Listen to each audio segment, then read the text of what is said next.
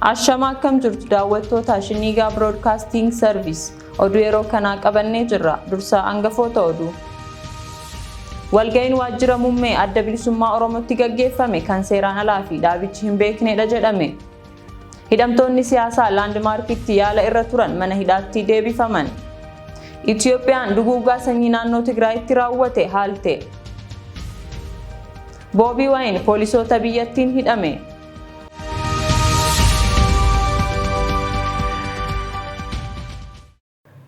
Daawwattoota keenya oduu kan isinitti himu Rahmat Siraaji amma oduu bal'inaan.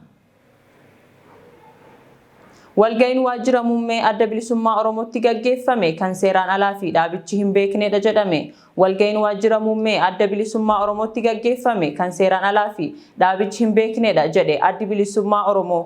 Gabaasa dabalataaf Oliifan Margaa. Addi bilisummaa Oromoo xalaa Bitootessa 15.mp4 gara boordii filannoo biyyaalessaatti barreesseen walga'ii waajjira adda bilisummaa Oromoo muummicha keessatti gaggeeffame beekamtii dhaabichaan ala akka ta'eef fudhatama kan hin qabne ta'uu ibse. Boordiin filannoo biyyaalessaa addi bilisummaa Oromoo rakkoo keessoo hoggana dhaabichaatti mudate furuudhaaf kora sabaa taa'ee wal dhabdee jiru akka sirreeffatu murteessee haga korri sabaa gaggeeffamutti garuu caasaan hoggana dhaabichaa akkuma duraan jirutti akka itti fufu murteessee ture. Murtii kana bu'uura godhachuudhaan koreen qindeessituu kora sabaa adda bilisummaa Oromoo kan miseensa gumii sabaa keessaa utubame kora kana qopheessuuf qaama dhimmi ilaalu beeksisee sochii akka eegalee jiru dhaabichi xalaa kanaan ibseera. Haa ta'u malee seeraaf dambii dhaabichaa cabsuudhaan Bitootessa 2013 akka lakkoofsa Itiyoophiyaatti waajjira keenya muummeetti korri sabaa hayyuu dureen dhaabichaa koreen qindeessituu kora sabaaf miseensonni biroos hin beekne gaggeeffameeraa jedha addi bilisummaa Oromoo xalaa barreesse kanaan. Walga'ii seera dhaaba keenyaa cabsee gaggeeffame kana dhaabichi kan hin fudhanne ta'uu fi walga'ii seeraan alaa akka ta'e dursinee boordii filannoo biyyaalessaa beeksisna jechuun dhaabichi xalaa gara boordii filannootti barreesseen beeksiseera. Gabaasa dhiyaateef Oliifan Margaa Shinniigaa Broadcasting Service irraa. Hidhamtoonni siyaasaa laandmaarkitti yaala irra turan mana hidhaatti deebifaman. Obbo Jawaar Muhammad, Obbo Baqqalaa Garbaa fi Obbo Hamzaa Adaana yeroo darbe dhiibbaa uummanni Oromoo godheen mana yaalaa dhuunfaa laandmaark geeffamuun yaalamaa kan turan kaleessa gara mana hidhaa Qaallittiitti deebifamuu maddeen keenya Shinniigaaf himanii jiru. Yeroo amma haalli fayyaa isaanii haala wayyaawaa irra kan jiru yoo ta'u, kadhaa hayyoonni fi maanguddoonni Oromoo taasisaniin lagannaa nyaataa dhaabanii turuun isaanii ni yaadatama. Dararaan artistoota Oromoo irratti raawwatu jabaatee akkuma itti fufetti jira. Gulaalaan viidiyoo Jawaar Gammadaa, Wallisaa Abdunnaasir Bayaanii fi Wallisaa Ibraahim Muhammad kaleessa galgala sa'aatii 12 irratti poolisoonni wallistoota Jaafar Yusuf fi Sooninaaf Adam Fidaa jedhanii akka malee uleen erga tumanii butuchanii booda qabanii mana hidhaa jiraachuun maddeen keenya nuuf himanii jiru. Yeroo ammaas reebichi hamaan isaan irratti raawwatame irraa kan ka'e haalli fayyaa isaanii gaarii akka hin taane beekamee jira. Manni maree mootummaa naannoo Amaaraa labsii alaabaa naannichaa jijjiiruuf qophaa'e raggaasise. Guyyaa kaleessaa Sanbata manni maree naannoo Amaaraa labsii alaabaa naannichaa jijjiiruuf qophaa'e raggaasisee jira. Gabaasa dabalataaf Oliifan Margaa. Pirezidaantiin naannichaa obbo Aganyoo Tashaagar fuula Tiwiitara isaanii irratti akka barreessanitti alaabaa waggootaaf ture akka jijjiiramu manni maree sagalee guutuun murteesseera. Alaabaan naannichi yeroo ammaa Addawaawwiin aangootti erga dhufee eegalee fayyadamaa ture si'achi ji'a 6 qofaaf turaa jedhameera. Alaabaan naannichaa kun bifaan alaabaa naannoo Tigraayitti dhiyaata. Dabalataan haga paartiin badhaadhinaa waggaa darbe hundaa'utti alaabaa naannichaaf kan paartii naannichaa bulchu tokkuma. Alaabaan naannichi amma akka jijjiiru ibsi kan caasaa mootummaati malee uummanni naannichaa gara caalu alaabaa Itoophiyaa asxaa hin qabne akka qabatee bahu kana dura qondaalli naannichaa himaniiru. Mootummaa federaalawaa Itoophiyaa keessatti naannoleen hunduu alaabaa ofii ni qabu. Yeroo mirmirsanis alaabaa biyyaa biratti fannisu. Yeroo dheeraaf dhimma alaabaa dhimmoota siyaasa Itoophiyaa keessatti wal dhabdeef sababa kan ta'an keessaa isa tokkodha. Miidiyaan naannoo Amaaraa akka gabaasetti alaabaan amma jiru aadaa, duudhaa akkasumas xiinsammuu Amaaraa hin ibsuu jedhameera. Dabalataan alaabaan amma jiru paartii tokko malee uummaticha bakka hin bu'u jedhameera. Sababa kanaaf alaabaan uummata Amaaraa bakka bu'u qophaa'ee akka dhiyaatu yaadni jedhu mana maree naannichaan dhiyaateera. Pirezidaantiin naannichaa obbo Aganyoo Tashaagar alaabaan haaraa dhiyaatu xiinsammuuf seenaa uummata Amaaraa kan ibsuudha jedhan. Manni maree naannichaas alaabaa kana jijjiiruuf tarkaanfiin amma fudhatame sirriidha jechuu isaanii miidiyaan naannichaa dabaluun gabaaseera. Hanga Addawaawwiin aangoo qabatee heerri haaraan bara 1995tti tumamutti mootummaan naannoo Amaaraa alaabaa magariisa keelloof diimaa asxaa homaa hin qabne fayyadamaa ture. Erga heerri ba'ee booda garuu urjiin kan irra kaa'ame yoo ta'u kunis walqixxummaa sabaaf sablammoota biyyattii keessa jiran ibsuuf akka ta'e ibsame. Ta'us isa booda biyya keessaaf alaatti illee alaabaan urjii ofirraa hin qabneef gosoonni kaanis namoonni yeroo mirmirsan mul'ataa ture jiras. Keessumaa gammaatti naannoo Amaaraatti alaabaan asxaa urjii ofirraa hin qabne uummanni bal'inaan yeroo itti fayyadamu ni mul'ata. Fedhiin namoota sirna Minilik leellisanii ammallee bulchiinsa naannichaa jalatti alaabaa walqixxummaa sabaaf sablammii hin kabajne deebisuu yoo ta'u, tarii mootummaan naannichaas wixinee seeraa raggaasise kanaan alaabaa sirna durii sana qabatee as ba'uu hin oolu ka jedhu rogeessonni baay'een tilmaamaa jiru. Gabaasa dhiyaateef Oliifan Margaa Shinniigaa Broadcasting Service irraa. Paartiin Ezeemaa deeggarsa mootummaan duula filannoo gaggeessaa akka jiru beekame.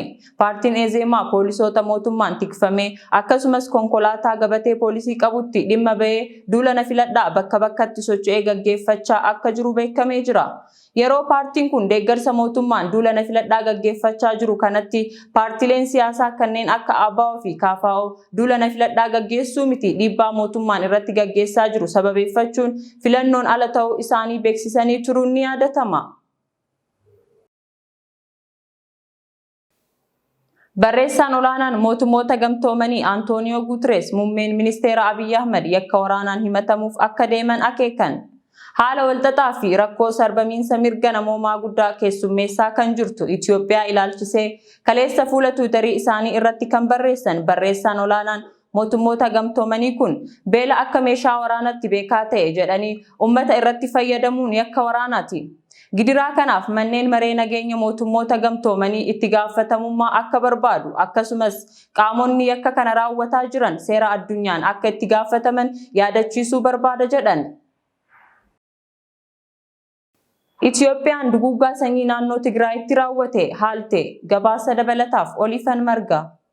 Itoophiyaa naannoo Tigraay keessatti yakki duguuggaa sanyii raawwatameera himannaa jedhu irratti ibsa ejjennoo mootummaa Itoophiyaa agarsiisu kan baase ministeerri dhimma alaa biyyattii mootummaan Itoophiyaa qajeeltoo seera mirga namoomaa idil addunyaa bareechee beeka. Jaarmiyaa kanattis miseensaa jedheera. Ibsi ministeerri dhimma alaa Itoophiyaa baase akka jedhutti ministeerri dhimma alaa United States Anthony Blinken Tigraay keessatti duguuggaan sanyii raawwatameera jechuun himati isaan dhiyeessan bu'uura kan hin qabnee fi murtee akka sobaan mootummaa irratti darbeedha jedha. Akka ibsa kanaatti opereeshinii olaantummaa seera kabachiisu naannoo Tigraay keessatti raawwatamaa ture keessatti itti yaadamee qaamni irratti qiyyafatameef duguuggaan sanyii ta'ee jedhamee raawwatameen turre. Mootummaan Itoophiyaas kan irratti hundaa'eeti kan inni himannaa akkasii haalu jechuun yakka duguuggaa sanyii Tigraayin dabalatee guutummaa biyyattii keessatti mootummaan ofuma mataa isaatii geggeessaa tureef jiru waakkateera. Dhimma biyya alaa irratti dubbii himaan mootummaa United States Ned Price dhimma mirga namoomaa irratti kaleessa ibsa miidiyaaleef kennaniiru. Ned Price akka jedhanitti ministeerri dhimma alaa Anthony J. Blinken hoogganaa United Nations Antonio Guterres waliin kaleessa dhimma Afgaanistaan Itoophiyaaf Burmaa irratti haasa'uu isaanii ibsaniiru. Blinken Itoophiyaa keessatti nagaa deebisuuf lola dhaabuuf rakkoo mirga namoomaa furuuf biyyattiif biyyoota addunyaa biroon sochiin dabalataa akka jiraatuuf waamicha dhiyeessaniiru. Dabalataanis sarbamni mirga namoomaa naannoo Tigraay jiraachuu irratti gabaasaalee jiran adda baasuuf qaama beekamtii qabu of danda'aa fi idil addunyaa irraa ta'een qorannoo geggeessuun barbaachisaa akka ta'e ibsaniiru. Bitootessa 15 irratti ambaasaadar Paasii jiila ambaasaddaroota biroof dippiloomaatota of keessatti qabate waliin gara Maqalee imalanii akka turan Pirees ibsaniiru. Daawwannaa kana irratti ambaasaadar Paasiin hooggantoota bulchiinsa yeroo Tigraay waliin kan mari'atan yoo ta'u, mootummaa United States uummata Tigraayiif lammiilee rakkatoo Itoophiyaa hunda akka gargaaru ibsaniiru. Namoonni mirga namoomaa sarbanii faleellaa koorniyaa irratti hundaa'e raawwatan yakka isaanii hundaaf itti gaafatamummaan gaafatamuu isaanii barbaachisaa akka ta'e ibsite. Itti fufiinsaan kan nuti gaafannu dhaabbilee gargaarsa kennaniif daandiin akka banamuu fi yakka raawwatamaniif itti gaafatamummaan akka fudhatamuudha jedhaniiru. Gabaasa dhiyaateef Oliifan Margaa Shinniigaa Broadcasting Service irraa. Daariktarri olaanaan IOM waan Yemenitti raawwateen gadduu ibsan gabaasa dabalataaf Oliifan Margaa.